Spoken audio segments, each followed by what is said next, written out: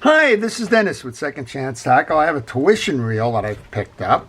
This is one of those ones that I always find interesting. Folks will sell lots of reels for parts or repair, and a lot of times I like to just buy the lots. They're relatively inexpensive, just a few dollars a reel. And what you learn from them is often worth a whole lot more than the few dollars you paid for the reel. So this one is a Matzuo. And I understand that's a tackle manufacturer, that they made a lot of fishing lures and the like. And this would be a brand extension of that.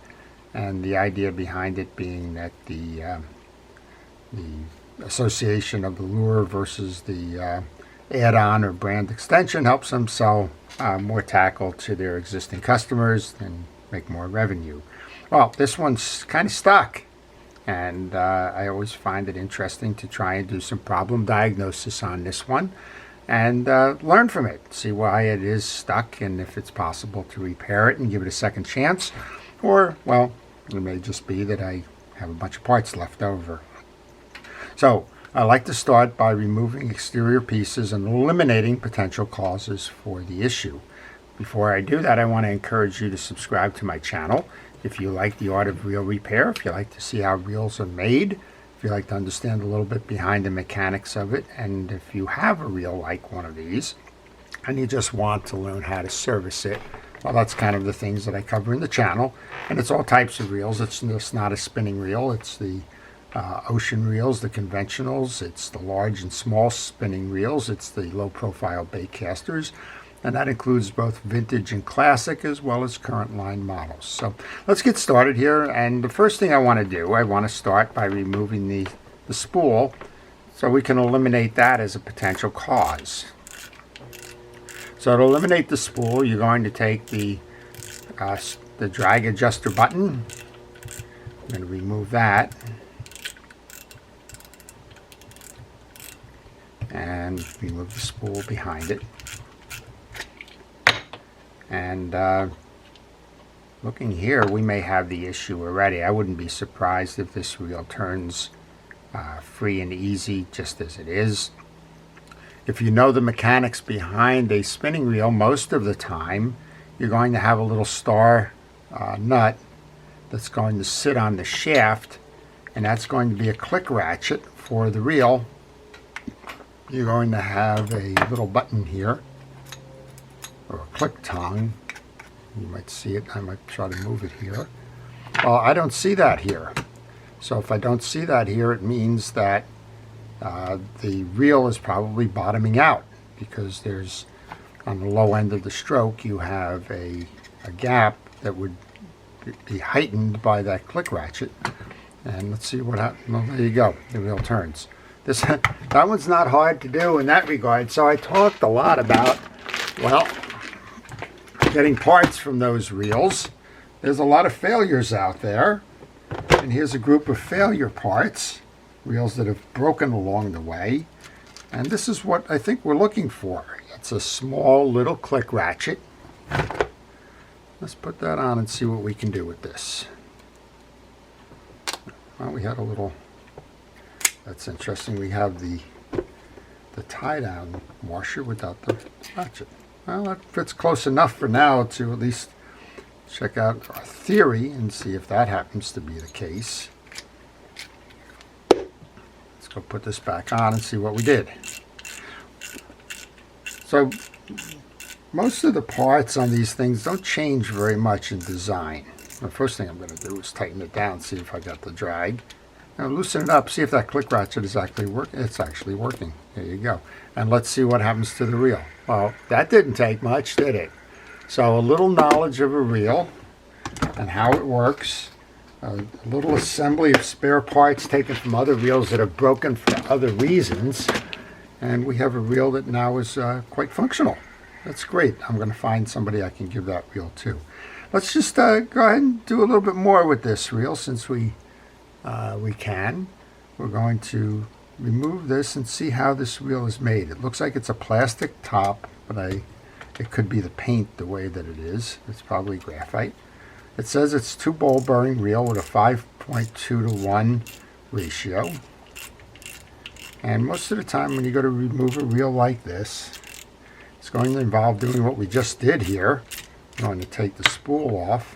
In this case now we're going to take that ratchet and that little piece off, put those into a parts tray.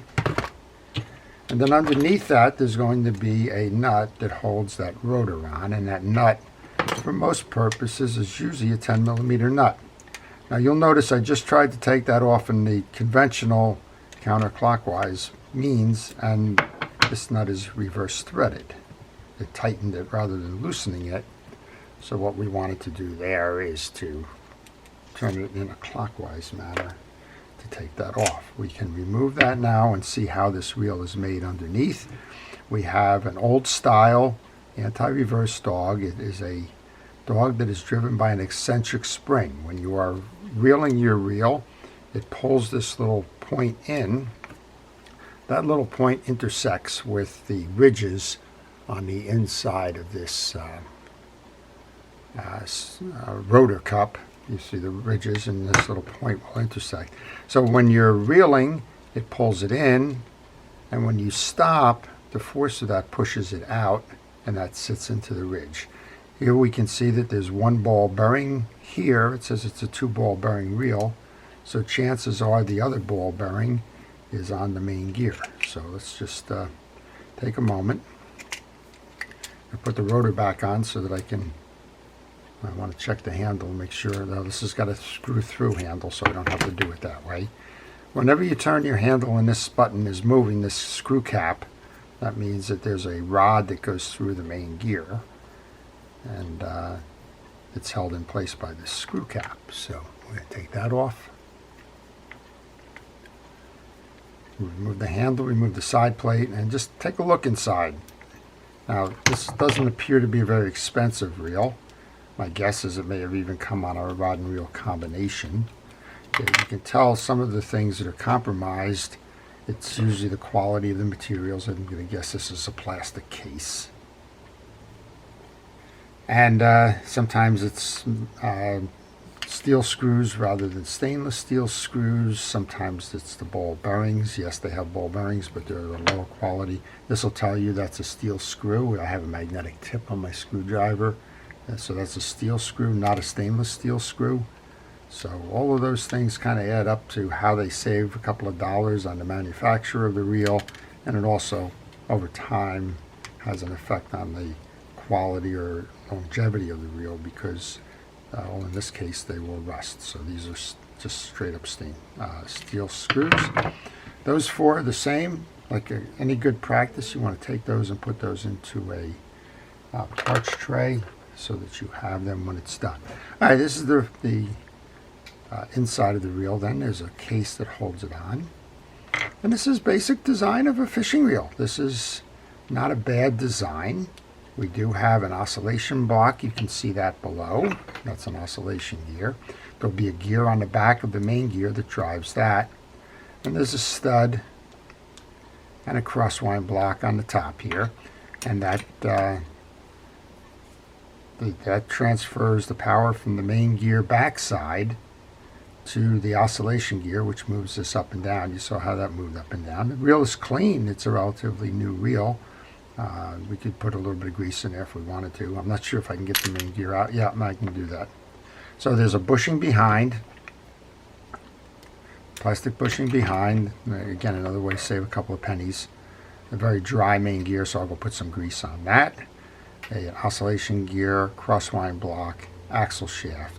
And then the bigger gear here, the 5.2 to 1, this bigger gear will drive the pinion gear. This is your pinion gear inside here. It'll drive that pinion gear to spin the rotor. So this one spins the rotor, this one moves the axle shaft up and down by moving through the oscillation gear and the crosswind block. So for the sake of finding out why this reel broke, well, it was missing a part. How did it miss the part? That's always a good question, because it had that little plastic shim washer on there. So it's been used. You can see it's not fresh from the plant. There's all kinds of knocking going on here. There's scraping on the rotor and on the bell and the like. So it has been used, and I guess it's a curiosity as to how they lost that click ratchet. And well, if you lose that, you're not going to have the spool functioning properly. It will lock up, as we saw, when it comes to the downstroke, because there isn't enough clearance in that reel. So for a couple of dollars paid, not only did I learn a little bit, I had more questions, I think, as I exit this than when I started, because I wanted to find out, well, how do you lose that piece, right? Somebody lost it somewhere, and if fishing reels could talk, that would probably be a story to be told. So I'm just going to finish here. I'm going to put a little bit of grease on it. There's a ball bearing up top. I'm not going to do a complete drag down and tear apart and all that other sort of stuff. I'm just I was more interested in finding the answer to the question than servicing this reel. I assumed that the reel would not be working, and as it turns out, it's got a second chance. Just oiled the grease port there. We'll put this back on. Your bearing's done. Should just be able to snap this case back in. There's a little bit of a resistance there. So I think what happens with this is there's probably a tab on this bushing that has to seat properly on this side. Try this again. If you find that you're in a situation where something is not snapping in easy, just take a moment, go back and reset, and then you'll find out that, well, you got it right this time. You can turn your crank to make sure that that works. So I'm going to just put the rest of this back on. I know it works now, and I know why it failed, and I'm going to find somebody who can enjoy this and give this a second chance. It's a Okay, so I took a moment just to put the rest of the reel back together again, and so what we did was we put a little bit of grease in there. We identified the issue as the missing click ratchet. Let's give it a spin. Spin's nice enough. Let's make sure that bail works. The bail is acting the way it should. There you go. So for the $1 or $2, whatever it was in the parts bin, we've learned a lesson about why reels fail. We don't know the complete story behind it, but we do know it was missing the click ratchet. We were able to put a little grease and oil on there, and well, it's ready to go fishing again. It has a second chance. So I hope you've enjoyed that. If you did, again, please subscribe if you want to see more, and like the video as well. So to all of our first responders, essential personnel, thank you for everything it is that you do to keep us safe. And to all, please have a great day. Enjoy your fishing and the art of fishing reel repair. This is Dennis with Second Chance Tackle.